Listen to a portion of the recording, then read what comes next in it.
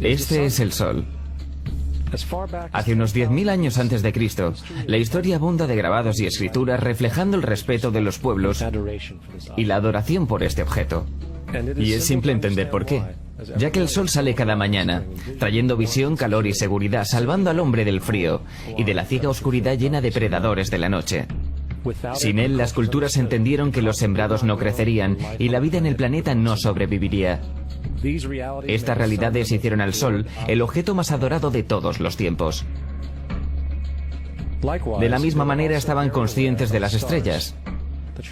El seguirlas les permitía reconocer y anticipar eventos que ocurrían sobre periodos largos de tiempo, como los eclipses y las lunas llenas. A su tiempo, catalogaron a grupos celestiales, en los que hoy conocemos como constelaciones. Esta es la cruz del zodiaco, una de las más antiguas imágenes conceptuales en la historia de la humanidad. Refleja el Sol cuando pasa figuradamente a través de las 12 constelaciones mayores en el curso de un año. También refleja los 12 meses del año, las 4 estaciones y los solsticios y equinoccios. El término zodiaco se relaciona con el hecho de que las constelaciones fueron antropomorfizadas o personificadas como figuras o animales. En otras palabras, las primeras civilizaciones no solo seguían al Sol y las estrellas, los personificaban con mitos elaborados, incluyendo sus movimientos y relaciones. El Sol, con sus cualidades de dar y cuidar la vida, fue personificado como un representante del Creador no visto, o Dios. El Sol de Dios, la luz del mundo, el salvador de la raza humana. De la misma manera, las 12 constelaciones representaban lugares de viaje del Sol y Dios y eran identificadas con nombre, generalmente representando elementos de la naturaleza que se sucedían en el tiempo, como por ejemplo Acuario, el aguador, que trae las lluvias de primavera. Este es Horus. Es el dios del sol de Egipto alrededor de 3.000 años antes de Cristo. Él es el sol antropomorfizado y su vida es una serie de mitos alegóricos relacionados con el movimiento del sol en el cielo. Desde los viejos jeroglíficos en Egipto sabemos mucho sobre este mesías solar. Por ejemplo, Horus, siendo el sol o la luz, tenía un enemigo conocido como Set, y Set era la personificación de la oscuridad o la noche. Y hablando metafóricamente, cada mañana Horus le ganaba la batalla a Set, mientras en el atardecer Set conquistaba a Horus y lo mandaba al bajo mundo. Es importante notar que oscuridad versus luz o bien versus mal es una de las dualidades mitológicas más extendidas que se conocen, y aún se expresan en varios niveles hasta la fecha. En líneas generales, la historia de Horus es la siguiente. Horus nació un 25 de diciembre de la Virgen Isis Meri. Su nacimiento fue acompañado por una estrella en el este, la cual ayudó a 3 reyes a ubicar y adorar al Salvador recién nacido. A los 12 años era un niño prodigio maestro. A la edad de 13 años fue bautizado por alguien llamado Anub, y así empezó su ministerio. Horus tenía 12 discípulos que viajaban con él realizando milagros como curar enfermos, caminar sobre el agua, y además Horus era conocido con varios nombres como la verdad, la luz, el hijo elegido de Dios, el buen pastor, la oveja de Dios y muchos otros. Después de haber sido traicionado por Typhon, Horus fue crucificado, enterrado por 3 días y resucitado. Estos atributos de Horus, siendo originales o no, parecían filtrarse a muchas otras culturas del mundo, siendo que muchos otros dioses tienen la misma estructura mitológica general. Atis de Frigia, nacido de la Virgen Nana un 25 de diciembre, crucificado, puesto en una tumba y después de 3 días, resucitado. Krishna de India, nació de la Virgen de Baki, con una estrella en el este señalando su llegada. Realizaba milagros con sus discípulos y después de su muerte, resucitó. Dionisio de Grecia, nacido de una virgen un 25 de diciembre, era un maestro viajero que realizaba milagros como transformar el agua en vino. Se lo llamaba Rey de Reyes, único hijo de Dios, Alfa y Omega y muchos otros. Y luego, después de morir, resucitó. Mithra de Persia, nacida de una virgen un 25 de diciembre. Tenía 12 discípulos y realizaba milagros y después de morir fue enterrada por 3 días y resucitó. También se le llamaba la verdad, la luz y otras muchas. Es notable que el día sagrado para adorar a Mithra era el domingo. El hecho es que hay numerosos salvadores de diferentes periodos de todo el mundo que concuerdan con estas características generales. La pregunta permanece, ¿por qué estos atributos? ¿Por qué el nacimiento de una virgen el 25 de diciembre? ¿Por qué muerto por 3 días? ¿Y su resurrección? ¿Por qué 12 discípulos? Para saber más, examinemos el más reciente de los Mesías solares. Y lo haremos muy rápidamente. Jesucristo nació de la Virgen María un 25 de diciembre en Belén. Su nacimiento fue anunciado por una estrella del este, la cual 3 reyes siguieron para ubicar y adorar a su nuevo Salvador.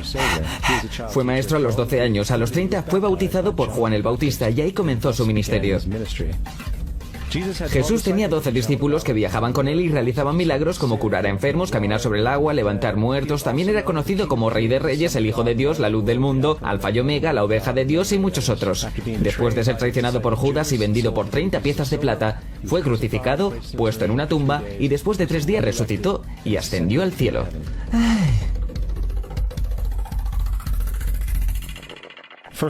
Para empezar, la secuencia del nacimiento es completamente astrológica. La estrella en el este es Sirius, la estrella más brillante de la noche, que el 24 de diciembre se alinea con las 3 estrellas más brillantes del cinturón de Orión. Estas 3 estrellas se llaman hoy, como se llamaban en la antigüedad, los 3 reyes. Los 3 reyes y la estrella más brillante, Sirio, apuntan al lugar donde sale el sol, el 25 de diciembre. Por esto es que los 3 reyes siguen a la estrella en el este, para ubicar la salida del sol. El nacimiento del sol.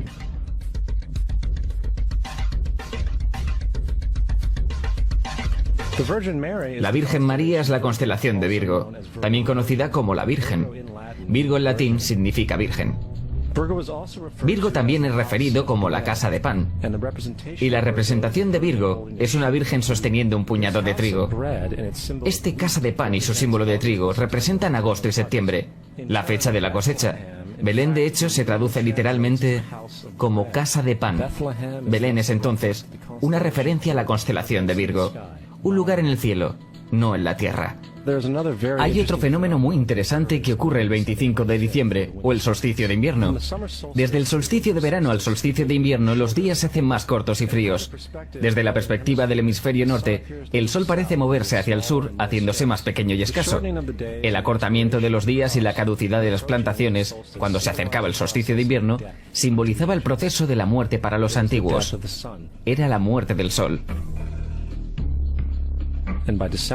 Hacia el 22 de diciembre la desaparición del sol era un hecho. Habiéndose movido hacia el sur continuamente, durante 6 meses llega a su punto más bajo en el cielo. Aquí algo curioso sucede.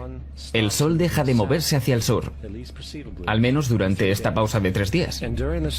El sol permanece cerca de la constelación Cruz del Sur, o Cruz. Después de ese tiempo, el 25 de diciembre, el sol se mueve 1 grado, esta vez hacia el norte, anunciando días más largos, más tibios y la primavera. Entonces se dijo, el sol murió en la cruz, estuvo muerto por 3 días, solo para resucitar o nacer nuevamente. Por esto es que Jesús y muchos otros dioses solares comparten la crucifixión, la muerte de 3 días y el concepto de resurrección. Es el periodo de transición del sol antes de cambiar su dirección hacia el hemisferio norte, trayendo la primavera y por consiguiente la salvación. Sin embargo, no celebraban la resurrección del sol hasta el equinoccio de primavera o Pascuas. Esto se debe a que en el equinoccio el sol oficialmente vence a la malvada oscuridad, cuando los días se hacen más largos que las noches y las condiciones revitalizantes de la primavera aparecen. Ahora, probablemente, el más obvio de todos los simbolismos astrológicos alrededor de Jesús sean los 12 apóstoles. Son simplemente 12 constelaciones del zodiaco, a través de las cuales Jesús, siendo el sol, viaja. De hecho, el número 12 se ve en toda la Biblia.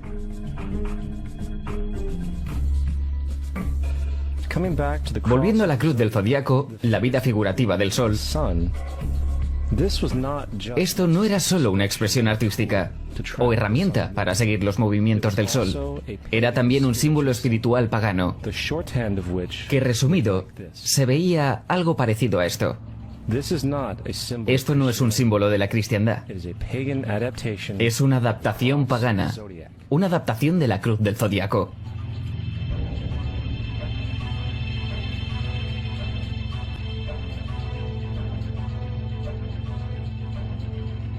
Es por eso que Jesús en las primeras artes secretas se mostraba con su cabeza sobre la cruz, debido a que Jesús es el sol. El sol de Dios, la luz del mundo, el Salvador levantado, el que vendrá nuevamente como lo hace cada mañana, la gloria de Dios que defiende el mundo de la oscuridad, el que nace nuevamente cada mañana y puede verse viniendo entre las nubes, alto en el cielo, con su corona de espinas o rayos solares.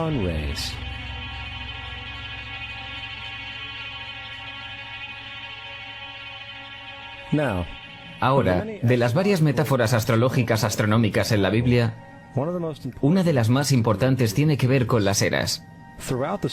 Por todas partes en el escrito hay numerosas referencias a la era. Para entender esto necesitamos estar familiarizados con el fenómeno conocido como procesión de los equinoccios.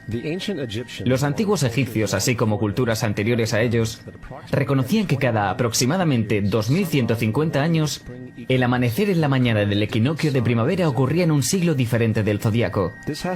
Esto tiene que ver con el lento movimiento angular que la Tierra mantiene mientras rota sobre su eje. Es llamado procesión porque las constelaciones van hacia atrás de forma opuesta al ciclo anual normal.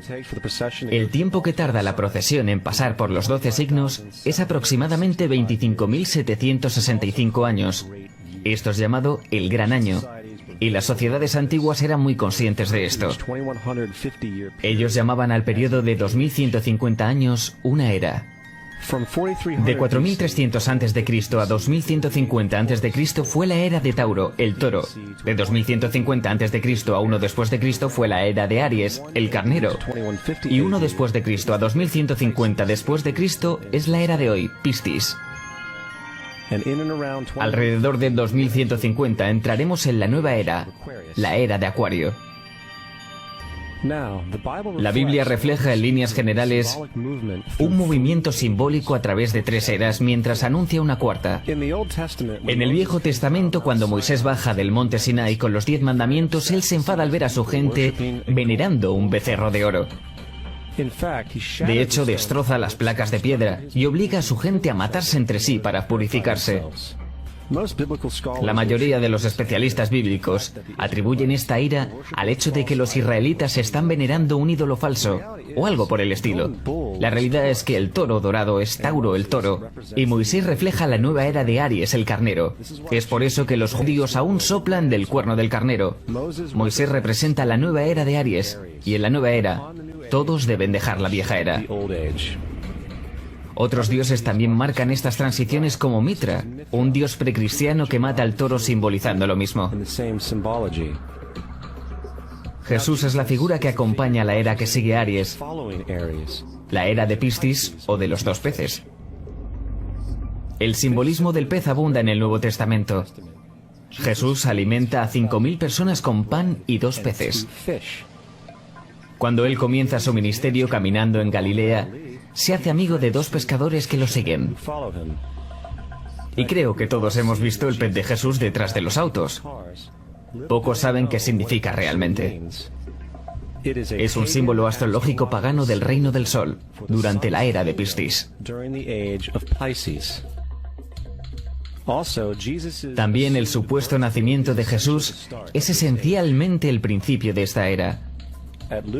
En Lucas 22:10, cuando a Jesús le preguntaron sus discípulos dónde serían las próximas Pascuas cuando él se hubiera ido, Jesús contestó: cuando entren a la ciudad contemplen, ahí encontrarán a un hombre.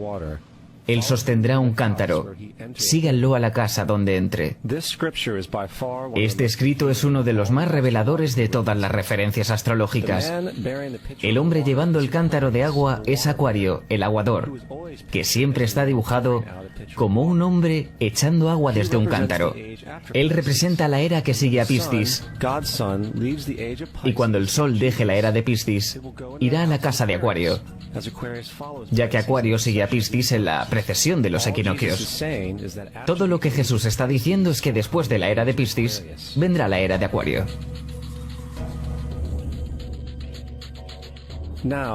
Ahora, todos hemos escuchado acerca del final del tiempo y el final del mundo. Aparte de la representación caricaturesca del libro de las Revelaciones, la fuente principal de esta idea viene de Mateo 28:20, donde Jesús dice: estaré contigo hasta el fin del mundo. Sin embargo, en la versión del Rey James, mundo es una mala traducción, entre otras muchas malas traducciones. La verdadera palabra usada es aeón, que significa era. Estaré contigo hasta el fin de la era. Lo cual es cierto, ya que la personificación cristiana solar de Jesús terminará cuando el sol entre en la era de Acuario.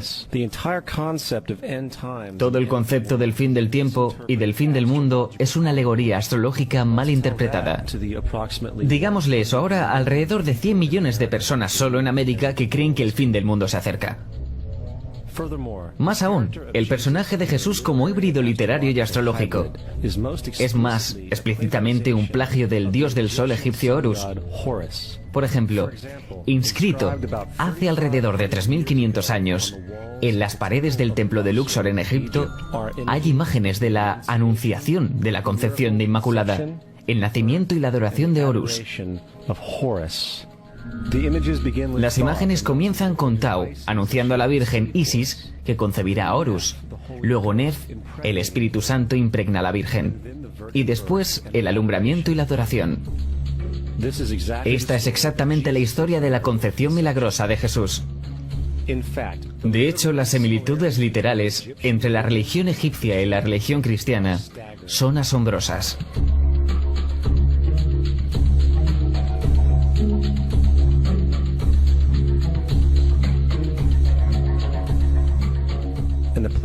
El plagio es continuo.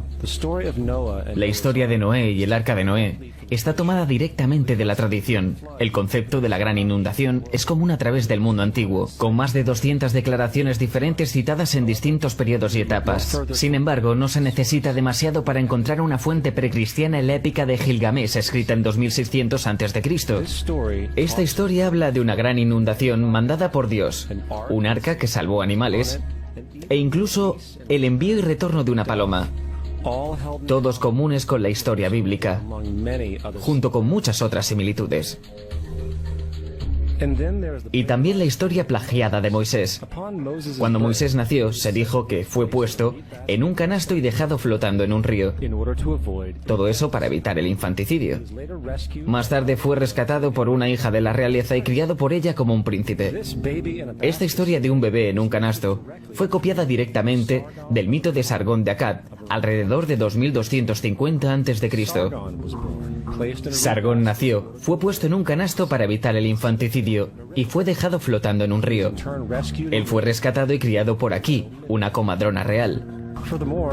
Aún más, Moisés es conocido como el dador de leyes, el dador de los 10 mandamientos, la ley de las tablas. Sin embargo, la idea de una ley que es pasada de Dios a un profeta en una montaña es también un tópico muy viejo. Moisés es solo un dador de leyes, dentro de una larga lista de dadores de leyes de la historia mitológica. En India, Manu es el gran dador de leyes. En Creta, Minos ascendió al monte Dicta, donde Zeus le dio las leyes sagradas. Mientras que en Egipto estuvo Mises, que llevó las placas de piedra donde se escribieron las leyes de Dios. Manu, Minos, Mises, Moisés. Y en cuanto a los 10 mandamientos, fueron sacados completamente del encanto 125 del libro de los muertos egipcios. Lo que el libro de los muertos rezaba: no he robado, se convirtió en no robarás. No he matado, se convirtió en no matarás. No he mentido, se convirtió en no levantarás falso testimonio, y así sucesivamente. De hecho, la religión egipcia es probablemente la primera base fundacional para la teología judeocristiana. Bautismo, vida después de la muerte, juicio final, nacimiento por virgen y resurrección, crucifixión, el arca de la alianza, circuncisión, salvadores, sagrada comunión, el diluvio, Pascua cristiana, Navidad, Pascua judía y muchas más. Son todo atributos de ideas egipcias creadas mucho antes que el cristianismo y el judaísmo.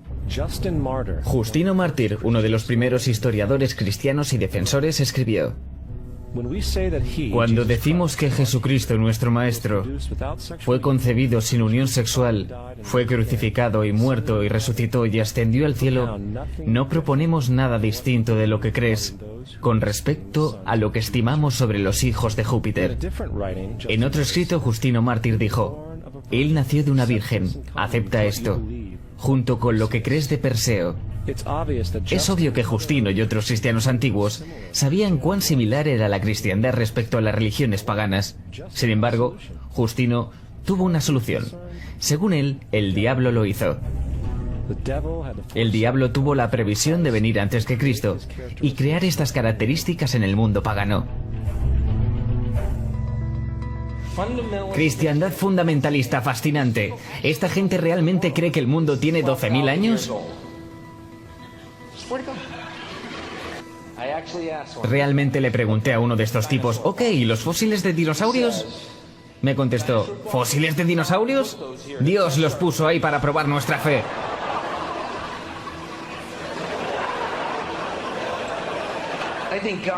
Creo que Dios te puso aquí para probar mi fe, amigo. ¿Cuál es el camino del arca? La Biblia no es nada más que un híbrido literario astroteológico, como casi todos los mitos religiosos anteriores. De hecho, el tema de transferencia de atributos de un personaje a un nuevo personaje se pueden encontrar dentro del libro mismo. En el Viejo Testamento está la historia de José. José fue un prototipo de Jesús. José tuvo un nacimiento milagroso. Jesús tuvo un nacimiento milagroso. José tenía 12 hermanos. Jesús tenía 12 discípulos. José fue vendido por 20 piezas de plata. Jesús fue vendido por 30 piezas de plata.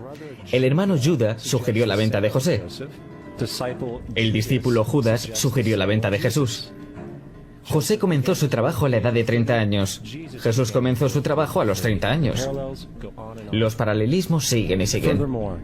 Es más, ¿hay alguna referencia histórica no bíblica de alguna persona viviendo con el nombre Jesús, el hijo de María, que viajaba con 12 seguidores curando gente y demás? Hay numerosos historiadores que vivieron en alrededores del Mediterráneo durante o después de la supuesta vida de Jesús. ¿Cuántos historiadores documentan esta figura? Ninguno. Sin embargo, para ser justos no significa que defensores del Jesús histórico no hayan sostenido lo contrario. 4 historiadores son citados típicamente para justificar su existencia. Plinio el Joven, Sustenius y Tácito son los primeros 3. Cada una de sus citas consisten solo en unas pocas oraciones. Y solo se refieren al Christius o al Cristo, que de hecho no es un nombre, sino un título. Significa el elegido. La cuarta fuente es Josephus, y ha sido probada ser una falsificación hace cientos de años. Tristemente, aún hoy es citada como cierta. Es de suponer que un tipo que se levantó entre los muertos y ascendió al cielo delante de todo el mundo y realizó la cantidad de milagros que se le atribuyen, hubiera permanecido en el registro histórico. No lo hizo porque una vez que la evidencia es sopesada, hay una probabilidad muy alta que la figura conocida como Jesús no haya existido nunca. La religión cristiana es una parodia sobre la adoración al sol, en la cual pusieron a un hombre llamado Cristo en lugar del sol, y lo adoran como originalmente adoraron al sol. Thomas Paine. No queremos ser crueles, pero queremos ser objetivos. No queremos causar sentimientos dolorosos, pero queremos ser académicamente correctos en lo que entendemos y que sabemos que es cierto. La cristiandad no está basada en verdades. Encontramos que la cristiandad fue de hecho nada más que una historia romana, desarrollada políticamente. La realidad es, Jesús fue una deidad solar de la secta cristiana agnóstica, y como todos los otros dioses paganos, era una figura mítica. Fue el sistema político que buscó crear la figura de Jesús para tener control social. Por el 325 después de Cristo en Roma, el emperador Constantino convocó al Consejo de Nicea. Fue durante esta reunión que las políticamente motivadas doctrinas cristianas fueron establecidas y donde empezó la larga historia de derramamiento de sangre y fraude espiritual. Y por los siguientes 1600 años, el Vaticano mantuvo un control político sobre toda Europa, conduciendo a periodos felices como la Edad Oscura, junto con iluminados eventos como las Cruzadas y la Inquisición.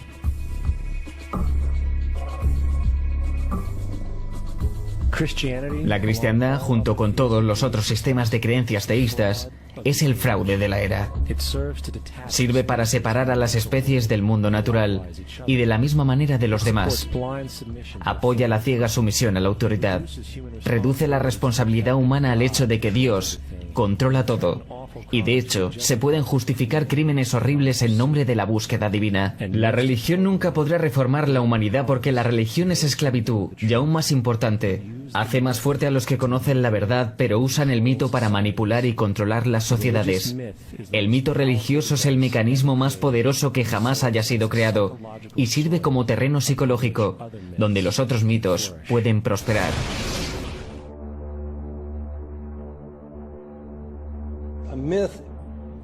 Un mito es una idea que, aun siendo popularmente creída, es falsa. En un sentido más profundo, en el sentido religioso, el mito sirve como una historia que orienta y conmueve a la gente. El foco del mito no es la relación de la historia con la realidad, sino con su función. Una historia no puede funcionar a menos que sea creída como cierta, por la comunidad o por la nación. No es tema de debate que algunos tengan el mal gusto de cuestionar la veracidad de tal historia sagrada. Los cuidadores de la fe no entran en debate con ellos. Ellos los ignoran o denuncian como blasfemos.